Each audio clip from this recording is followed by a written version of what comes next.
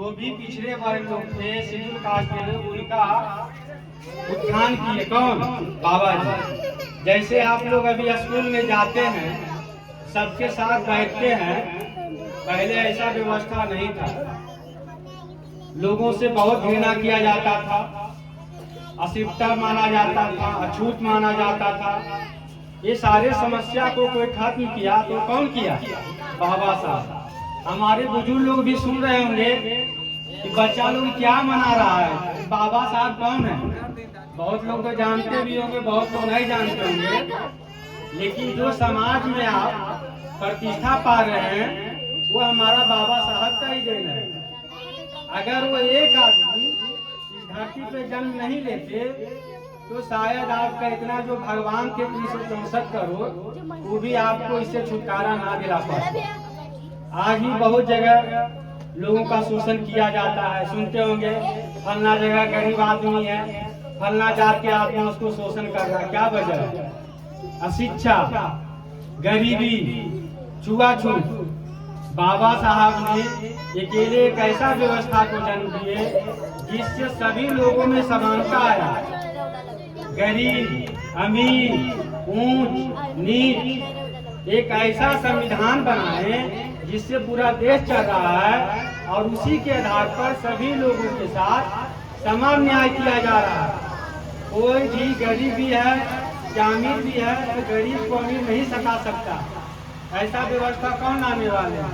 तो डॉक्टर बाबा भीमराव अम्बेडकर। उन्होंने कैसे किया ऐसा? ऐसा ही नहीं होगी। ऐसा नहीं कि जन्म लिए और तलवार उठाए और जाकर वहाँ कर दिया, ऐसा नहीं हुआ। इसके लिए उनको भी बहुत तपस्या करना पड़ा। उनका भी जन्म एक गरीब परिवार में हुआ था। 1891 ईस्वी में उनका जन्म हुआ था। वो महार जाति में थे। इनके पिता एक सूबेदार थे। जब ये स्कूल जाते थे तो इसे बहुत छुआछूत किया जाता था। इनको पानी नहीं दिया जाता था, अलग बैठाया जाता था। इन्होंने अपने पिता से कहा कि ऐसा क्यों किया जाता है? इनके पिता ने कहा कि अगर इसको दूर करना है तो इसके लिए शिक्षा जरूरी है। अगर तुम शिक्षित होगे तभी इसको समाप्त कर सकते हो। समझ रहे हैं ना? वो पढ़ने में मध्यम वर्ग के थे।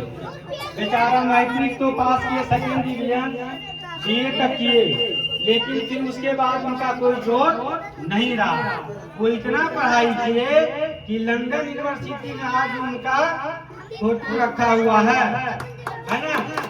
और इकोनॉमिक्स में सबसे प्रथम स्थान प्राप्त किया। आज बाबा साहब के देन है कि भारत में रिजर्व बैंक ऑफ इंडिया की स्थापना हुई, जो कि जितने भी बैंक हैं सभी को कर्ज देता है। तो बाबा साहब ने एक क्षेत्र में नहीं, सिर्फ अछूत, गरीब या किसी एक का भलाई नहीं किया। महिला, आज महिला लोग भी नौकरी कर रही, किसकी देन है?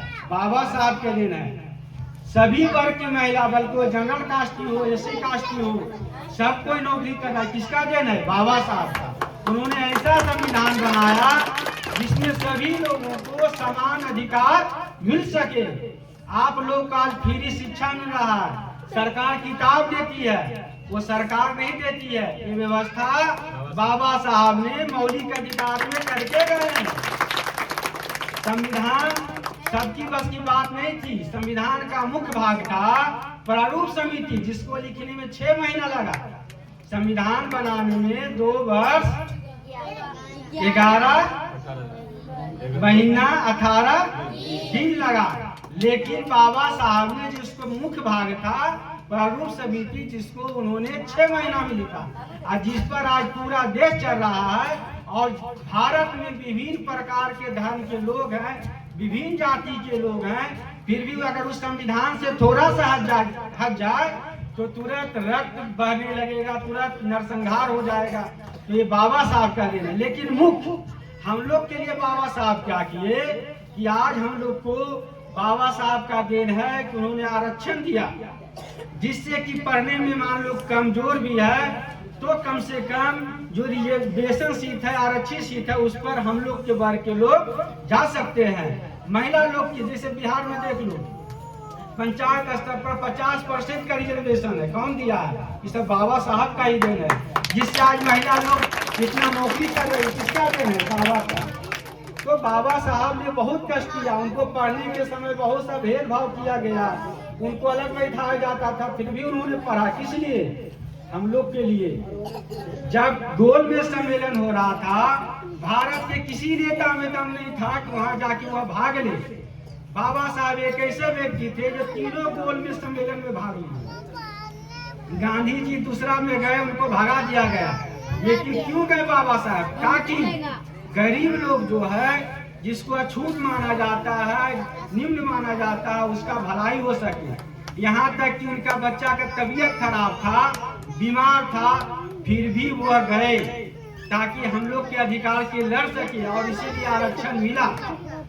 तो बाबा साहब जितना किए, अगर सोच लो एक आदमी पढ़ गए तो कहाँ पहुँचा दिए। तो अगर आप लोग पढ़ जाइएगा तो हम लोग का समाज कहाँ विकसित हो जाएगा। तुम ही लोग में कोई IAS बन सकता है, कोई डॉक्टर बन सकता है, कोई मुख्यमंत्री बन सकता है। वो ऊपर से नहीं आता है ना। और जो बनता है वही हम लोग का भगवान होता है। आज भगवान तो हम लोग मानते हैं, लेकिन भगवान को किसी ने देखा है? नहीं देखा है। हम लोग के साथ पहले बहुत दुर्व्यवहार किया जाता था। कपड़ा पहनने नहीं दिया जाता था, कुआं से पानी पीने नहीं दिया जाता था। फिर भी हम लोग भगवान की पूजा करते थे। तो भगवान कहाँ था? हम लोग के कष्ट से क्यों नहीं निवारण किया? निवारण कौन किया? बाबा साहब ने किया। आज हम लोग नौकरी करते हैं, तो नौकरी करते हैं तो वहाँ भी हम लोग सुरक्षित हैं। कैसे? बाबा साहब ने ऐसा कानून बनाया है कि कोई हम लोग को दबा नहीं सकता है। SC ST एक्ट है। तो आज भी अगर नौकरी कर रहे हैं तो बाबा साहब का देन है ना। इसलिए तुम लोग भी पढ़ो लिखो। बाबा साहब बोले हैं कि शिक्षित बनो, संघर्ष करो, संगठित रहो, है ना। जब तक तुम शिक्षित नहीं होगे आगे कैसे जानोगे। इसलिए पढ़ना बहुत जरूरी है। पढ़ो, आगे बढ़ो। सबसे इसलिए बड़ा भगवान हम लोग का बाबा साहब हैं, है ना। तो बाबा साहब को मानेंगे और उनके नक्शे कदम पर चलेंगे, है ना। वो बेचारा उतना कष्ट करते हुए फिर भी हम लोग के बारे में सोचे और कहां से कहां पहुंचा दिए। अगर बाबा साहब ना होते तो शायद मैं भी नौकरी न करता और लोग भी नहीं करता। आज बाबा साहब का दिन है कि लोग इतना आगे ऊपर आया है। तो तुम लोग पढ़ोगे तो और ऊपर जाओगे। मान लो हमारा दादा नहीं जानते थे, पापा जानते हैं, बहुत लोग पापा लोग नहीं जानते। तुम लोग पढ़ोगी, जानोगी तो बहुत लोग को समझाओगी कि बाबा साहब क्या थे। आप पढ़ना कितना जरूरी है। खाना कम खाओ चलेगा, लेकिन पढ़ना जरूरी है। ये कभी मत सोचो कि फलाना अमीर है, उसका बाल बच्चा बड़ा स्कूल में पढ़ रहा तो वही बनेगा, ऐसी कोई बात नहीं है। जितना भी आदमी बना है सरकारी स्कूल में पढ़ के बना है, मेहनत करने वाला कभी नहीं हारता है। बाबा साहब सरकारी स्कूल में पढ़ के सबसे बड़ा विद्वान आदमी बने। इसलिए तुम लोग भी मेहनत करो। सबसे पहला चीज है शिक्षा, है ना। सबसे पहले पढ़ाई, उसके बाद सारा काम है। इसलिए आप लोग भी पढ़िए और जागरूक होइए, जानिए, है ना। समाज में अपना नाम कीजिए। ठीक है, इसी के साथ आप लोग बोलेंगे, हम अपना वाणी को विराम देते हैं।